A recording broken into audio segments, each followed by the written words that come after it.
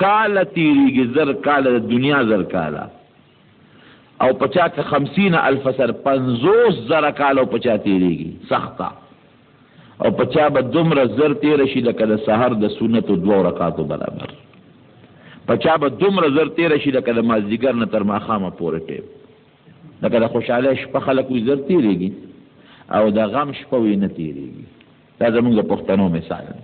او هلته خو ټولې خبرې بیا د عقل نه بار خبرې دي، د الله فیصلې دي خپلې. خدای دې په مونږ داسې تېره کړي لکه د سهار 2 رکعات.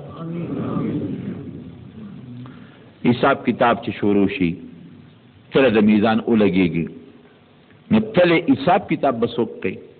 الله به کوي، خپله به الله نګراني کوي. او بیا چې آدم علیه السلام به ټول مخلوق ته ولاړي، لږ یو څو منټه زه اخلم ځکه چې لږ لیټ رالم، زما څه یو مېلمه ضروري غوندې راغی، هغه سره لږ ایثار شو. آدم علیه السلام به ولاړي جناب، ټول اولاد سره چې حساب کتاب کېږي، کله د میزان به لګېدلي، الله به خپله نګراني کوي په خپله. جبریل علیه السلام به ولاړي، وحی هغه راوړي، لکه په هغه څوک اعتراض وکړي چې صاحب مونږ ته خو څه وحی نه ده راغلی، مونږ ته خو څه ستا اسلامي قانون نشته. اسرائیل علیه السلام به ولاړي، که څوک دا اعتراض وکړي چې ده خو ما نجیب په ډېر زر ساه وویستل او زه خو عبادت ته پرې نه ښودم، چې هغه وایي چې خدای تا راته ویل. ښه د هغې نه علاوه کرام الکاتبین به ولاړي چې ستا نیکۍ لیکلي دي. څوک دا ونه وایي چې ما خو یو نیکي پلانګي ځای کې کړې وه، هغه نیکي خو ما په دې کې نشته، ما خو حج کړی ده، ما حج خو دې کې نه دي لیکلی. هغې به ورته وایي چې تا کړی خو تا ریاکاري کړې وه، یا دا دې کړې یا دا دې کړې. ښه جناب کرام الکاتبین ګناه چې ما پلانکی ګناه خو نه ده کړې، دا په زیاتي لیکلې ده. هغې به وایي نه پلانکی ځمکه باندې کړې، دا بانې به هم کېږي. حدیث کې راځي نبی علیہ السلام فرمایي بعضې خلک به د دنیا نه دروغجن نه، هلته هم دروغ وایي، خدای دا ګناه خو ما نه ده کړې. الله به ورته وایي دا زما کرام الکاتبین تا کړې ده، وایي خدای ګواه غواړم. دا کرام نه په دا کې دا خو ګوان د ما نه دي، دا خو ما نه لیدل چې ما تاسو وایي ما هغه ګوان غواړم چې زما خپل موجود انسانانو والا ګواني. ته خو پټه ګناه کړې انسانانو ته کوم دي؟ الله به ورته وایي چې ستا دا وجود پتا په خپله ګواه کړم او به یې منې؟ دی به وجود به څنګه وایي کې یا خدای دا منم. کفا بنفسک اليوم حسیبا، کفا بنفسک اليوم علیک حسیبا. نو الله بس جلو کی اليوم نختم على افواههم وتكلمنا ايديهم وتشهد ارجلهم بما كانوا يكسبون. جب باندې به کلک مهر اولګي، لاسونه به خبرې شروع کړي ما باندې دا ګناه کړی، خپې به خبرې شروع کړي په ما ورپسې تللی، هر اندام به ګویي وکړي چې په ګناه په ما کړې ده.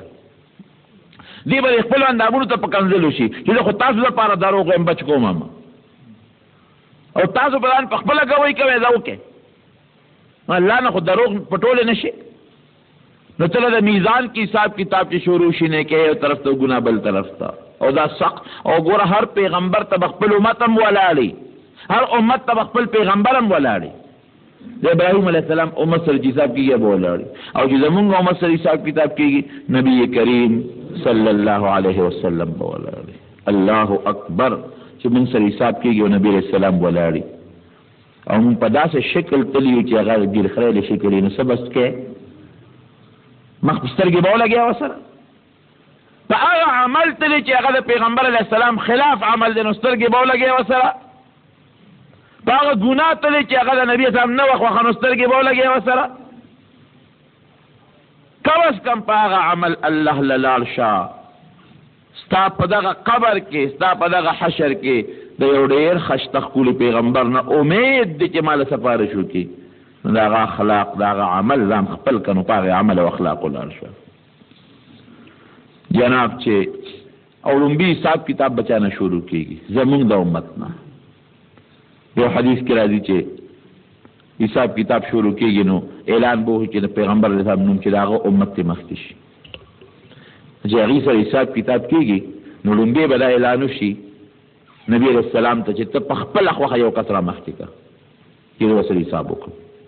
پیغمبر علیه السلام فرمایي دا ټیم به په ما ډېر سخت دي چې خدای څوک ور مخکې کړم.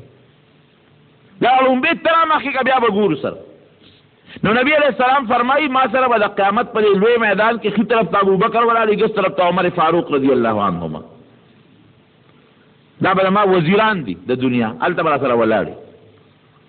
نو پیغمبر علیہ السلام د حضرت ابوبکر لاس نه ونیسي او ورمن مخکې کوي با.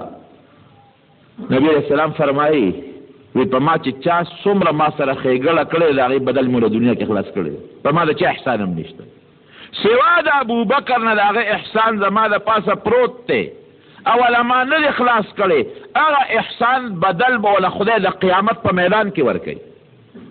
دا د وفات نه لږ غونې مخکې ویلي دي حدیث دی. نو دا مټه به ابوبکر صدیق رضی الله عنه ونیسي ور مخکې کوي به چې ته را مخکې چې تا سره حساب کتاب وشي دی به په جلا شي لاس به ترې راکاږي چې دا د خدای رسوله داسې کې ما ور مخکې کې ما غر کې بل څوک ور مخکې که دغه عمر دی هغه عثمان دی هغه مخکې وی نه تا مخکې کوم وی په جګړه به شي یو بل سره نبی اسلام به راکاږي دی به ترې لاس راکاږي او ابوبکر صدیق به جاري ورته چې دا ستا د امت رسوایي ده ما خو هغه عمل نه دی کړی چې کوم الله له پکار دی. ګرانو ورته څه غواړئ ابوبکر صدیق رضی الله عنه ورته وایي عمر فاروق رضی الله عنه ورته وایي چې داسې کار به وکړو زه به دا ټول د خپل ژوند عبادت تعالی درکړم